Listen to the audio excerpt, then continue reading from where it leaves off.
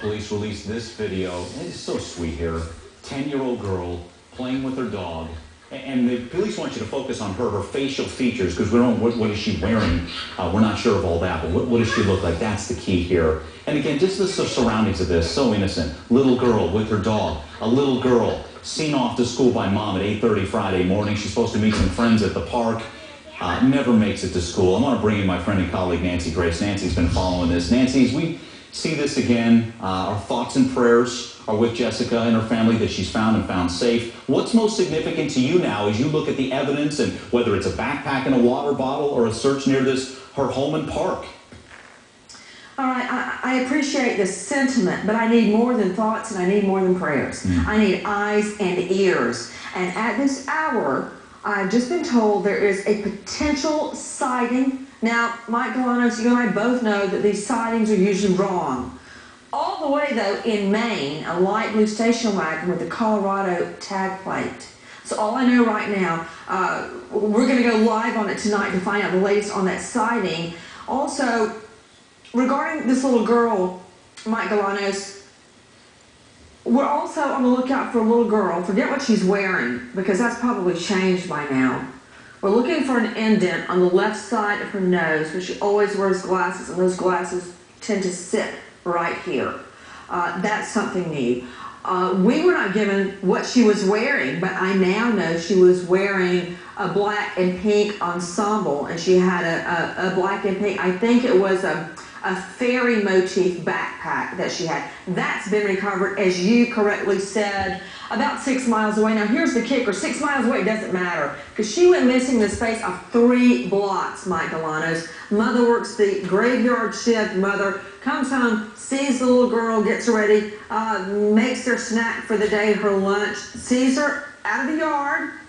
She's got 3 blocks to walk before she meets up with the little girlfriends to walk to school, 1 mile to school. She never even makes it the 3 blocks, Mike Galanos. Okay, so people see this. Could it be that whoever did this, some criminal, knew the pattern, knew the routine of the little girl taking the walk to meet her friends at a park? You darn right, Galanos. And here's the other thing. I want to know what exists between her house and the 3 blocks away at that part where she meets her little friends. Also, there's been a lot of talk about a custody battle. That came out. I don't think that's true.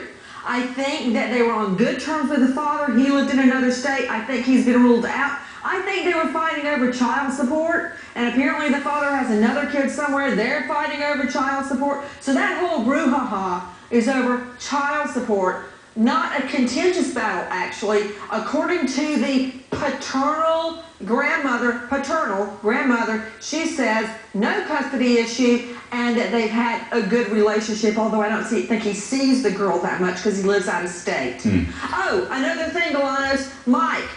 Yes. They're all saying it's not connected, but about 5 miles away in a royal blue-ish 4-door sedan Cadillac type car with a lot of chrome, apparently a mystery man has tried to lure 2 children into his car by promising them candy. And this is just within the last 2 weeks. And now this girl goes missing in a 5-mile radius. And one more, and I was watching your show last night, and the reporter you were talking to talked about this being a 3rd instance in the Denver area. I think it was a couple of months ago. Another guy's trying to lure little girls with a puppy. So that's concerning, exactly. Whether it's candy, a puppy, all in this little area here. Let me throw you one more curveball. In the state, 1 over, Wyoming, less than 500 miles away. Now, I'm not sure these two are connected because predators usually hunt around their own home.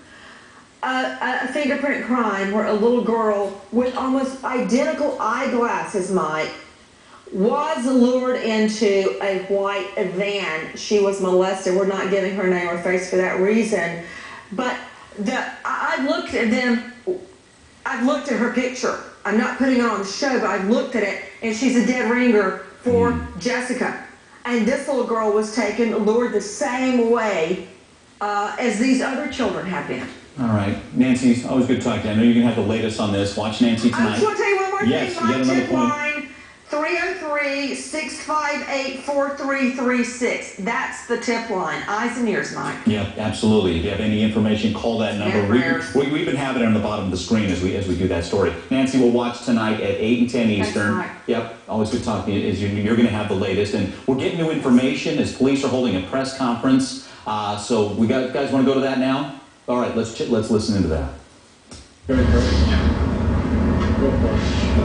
We've received a lot of calls in our tip line about the focus and the attention of the media on Dexter, Maine. And we want to put out that we have received that tip, that we are working with those law enforcement agencies, but we want people to be aware that this is only one tip in the hundreds that we have received.